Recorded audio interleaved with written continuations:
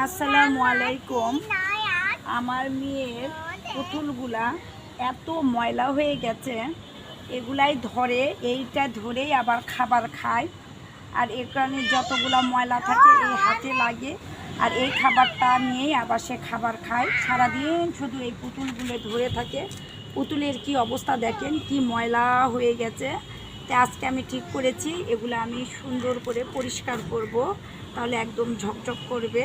আর বাচ্চারাও সারাদিন বিছনায় চাদরে নিয়ে থাকে, খাবারের সময় নিয়ে থাকে। এগুলো পরিষ্কার থাকলে দেখা যাবে যে খাবারটা খেলে পেট খারাপ হবে না বা অসুখ হবে না।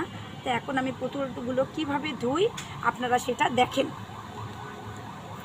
তো প্রথমে এখানে আমি এই যে পাউডারটা নিচ্ছি, পাউডারটা দিয়ে দিলাম।